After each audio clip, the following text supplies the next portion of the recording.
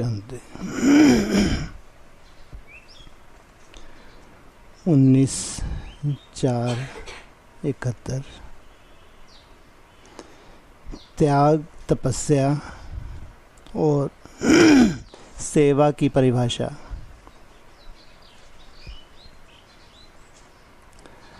आज भट्टी का आरंभ करने के लिए बुलाया है। इस भट्टी में सर्व गुणों की धारणा मूर्त बनने के लिए व संपूर्ण ज्ञान मूर्त बनने के लिए आए हो। इसके लिए मुख्य 3 बातें ध्यान में रखनी हैं। कौन सी? जिन 3 बातों से संपूर्ण ज्ञान मूर्त और सर्व गुण मूर्त बनकर ही जाओ। सारी नॉलेज का सार उन 3 शब्दों में समाया हुआ है। कौन से शब्द? एक त्याग, दूसरा तपस्या और तीसरा है सेवा। इन तीनों शब्दों की धारणा मूर्त बनना अर्थात संपूर्ण ज्ञान मूर्त और सर्व गुणों की मूर्त बनना। त्याग किसको कहा जाता है?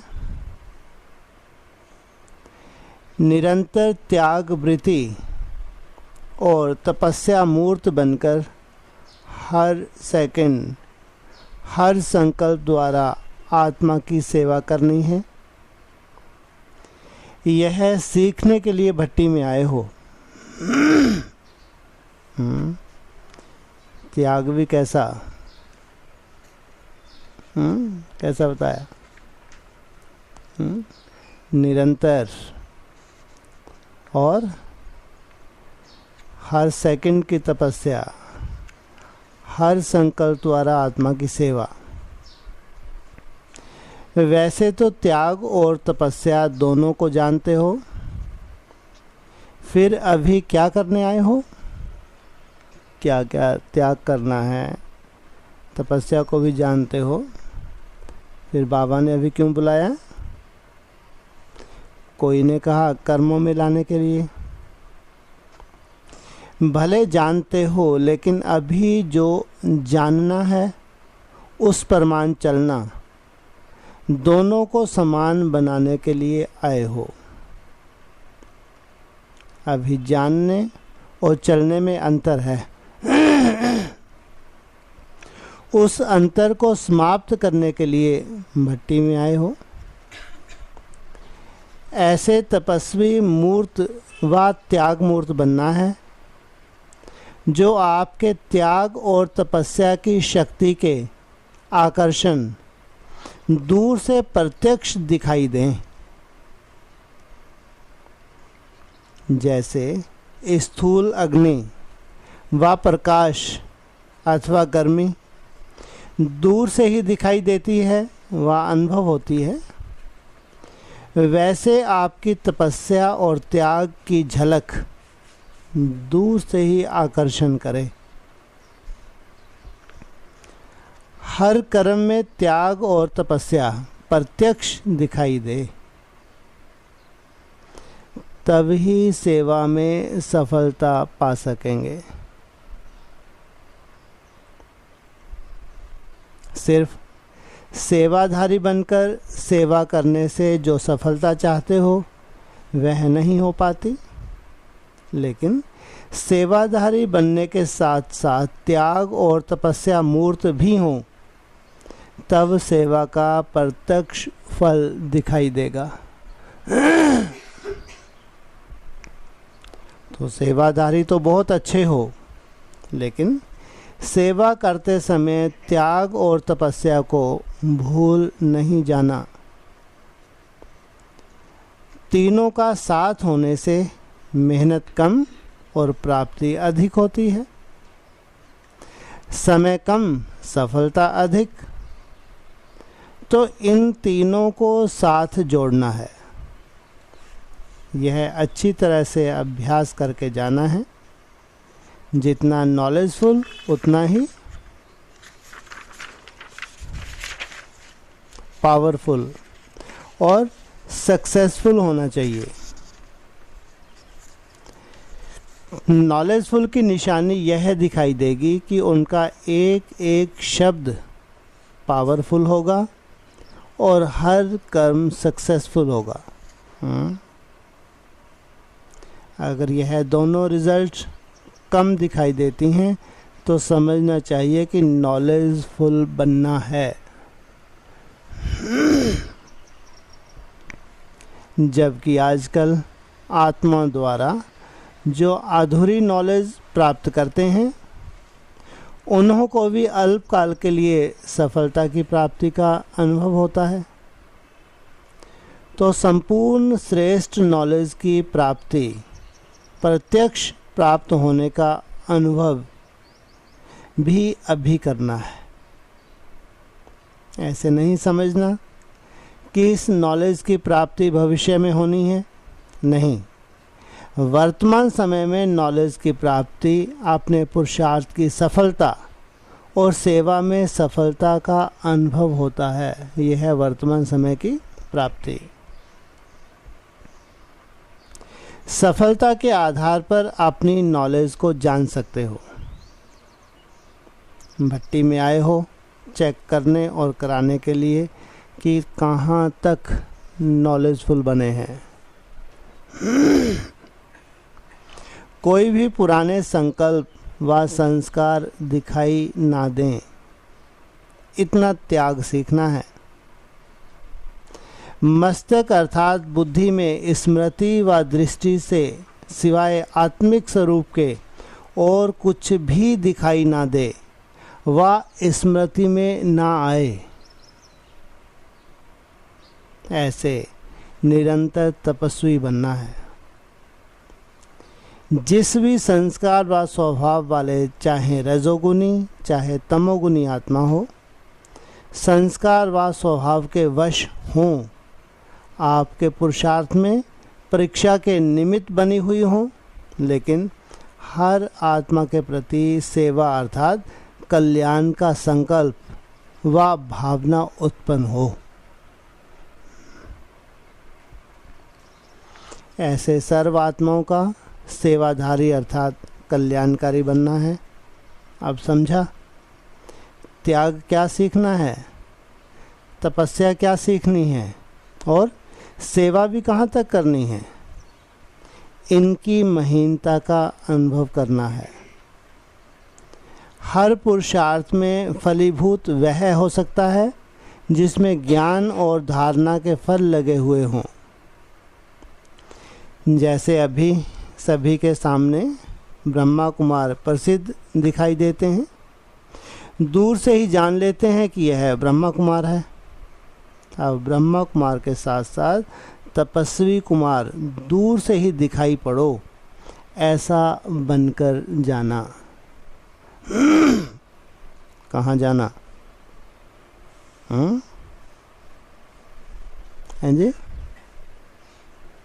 कहाँ जाना? सेवा पे जाना।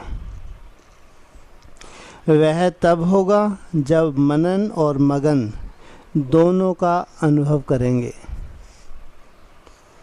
जैसे स्थूल नशे में रहने वाले के नैन चैन चलन दिखाई देते हैं कि यह नशे में है, ऐसे ही आपके चलन और चेहरे से ईश्वरीय नशा और नारायणी नशा दिखाई पड़े। चेहरा ही आपका परिचय दे। जैसे कोई के पास मिलने जाते हैं तो परिचय के लिए अपना कार्ड देते हैं ना, इस रीति से आपका चेहरा परिचय कार्ड का कर्तव्य करे। दूसरा कोई आपका परिचय ना दिलाए कि ये है, आपका चेहरा ही। समझा? अभी गुप्त धारणा का रूप नहीं रखना। अब प्रत्यक्षता का समय है, गुप्त रहने का समय। कई ऐसे समझते हैं कि ज्ञान गुप्त है, बाप गुप्त है, तो धारणा भी गुप्त ही है। ज्ञान गुप्त है, बाप गुप्त है, लेकिन उन द्वारा जो धारणाओं की प्राप्ति होती है वह गुप्त नहीं हो सकती। धारणाएं ही गुप्त रहेंगी तो संसार में प्रत्यक्षता होगी। तो धारणाओं को व प्राप्ति को प्रत्यक्ष रूप में दिखाओ, तब प्रत्यक्षता होगी। विशेष करके कुमारों में एक संस्कार होता है जो पुरुषार्थ में विघन रूप होता है। कौन सा? कुमारों में यह संस्कार होता है जो कामनाओं को पूर्ण करने के लिए संस्कारों को रख देते हैं। जो अपनी हद की कामनाएं हैं उनको पूर्ण करने के लिए संस्कारों को भी, कौन से संस्कारों को रख लेते हैं?